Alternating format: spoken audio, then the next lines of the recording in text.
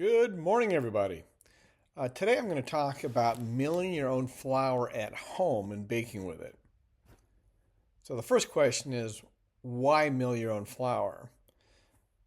Well, I'm going to skip a lot of the fine details about milling, sifting, oxidation, chemistry. Basically, I don't want to make a 3-hour video, but you need to know some of the basic knowledge to understand the where, the how, and the why. First, understand a whole wheat berry has three parts to it. It has the bran, the germ, and the endosperm. The high protein white flour that bakers buy in the store only contain the endosperm, meaning a lot of the nutrition has been removed from it. We're talking about fiber, protein, complex carbohydrates, vitamins, minerals, phytochemicals, healthy fats. These have all been removed. So, point number one, freshly milled flour is more nutritious. Point number two, buying wheat berries in bulk is a lot cheaper than buying flour in a store. Point number three, freshly milled flour makes more flavorful bread. It simply tastes better. And lastly, point number four, you can store wheat berries a lot longer than flour that's already been milled. You can store wheat berries for years, whereas milled flour might last 6 to 12 months for you. So let's talk about the milling process. I use the KitchenAid attachment. It's inexpensive, but it's not the best choice of mills. It creates kind of a coarse type of flour, even at the finest setting. If you plan to do a lot of milling and baking with that flour, I suggest you invest in a high-end kitchen mill. But they're expensive. They're going to run $350 to $400 on the low end to maybe $1,000 to $1,200 on the high end. So don't buy one of these fancy mills unless you know you're going to be doing this consistently. Let's talk about sifting. I always sift my milled flour to remove some of the bran. Too much bran in there, it just plays hell with your gluten development. The bran acts like little knives and it cuts through the gluten strands. So if you do that, have too much bran in there, what's going to happen is you're going to get a very dense loaf with a low rise and a very tight crumb. You can end up with a doorstop if you're not careful.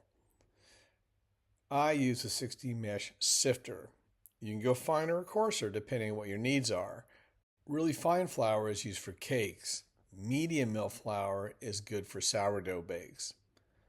Now take note that the flour you buy in the store, like the all-purpose flour or the bread flour, it's milled to like a medium fine type of size. And the reason they do that is so that their flour could bake a wide range of baking products, everything from pastries all the way down to artisan bread.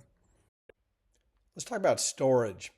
If you're not using the flour right away, place it in a sealed baggie and put it into the fridge. Any flour with bran and germ in it, like whole wheat, rye, spelt, it should be refrigerated. It's the oils and the bran and the germ that can go rancid very quickly if they're not refrigerated. And use the flour fairly quickly. You just milled fresh flour, you should get the full benefit of having this in your bake. Working with freshly milled flour can be a little different, shall we say. Initially, I would suggest you only mix about a 20 to 30% fresh milled flour into your bake with your regular white flour. The reason most bakers buy and use the high protein white flour is because it's easy to work with, it makes long gluten strands, it gives a strong rise and an open chewy crumb. It's just easy to bake with. It's much harder to achieve this consistency when you're using the entire milled wheat berry. Again, remember the little knives I talked about cutting through the gluten strands. So let's try mixing up some dough with 100% freshly milled flour that I sifted through a 60 mesh screen.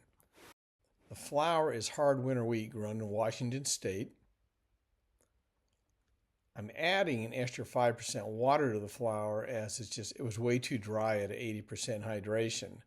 Always raise your hydration when working with whole wheat flour because the bran and the germ suck up more water. Notice how different the dough is. It has a grainy feel to it. It isn't as smooth, and it's not as elastic as the high-protein white flour from the store. The bulk fermentation went very fast. It kind of surprised me. I got a 40% rise in 3 hours at 78 degrees Fahrenheit. That's quicker than my dough usually rises. It's the additional bran and germ. They speed up the fermentation, and the yeast just love that stuff.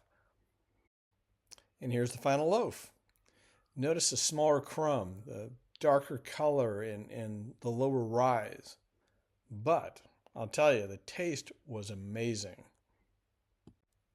In conclusion, baking with fresh milled flour takes a few extra steps and does require some extra tools, but it produces a very nutritious bread with a lot of flavor to it.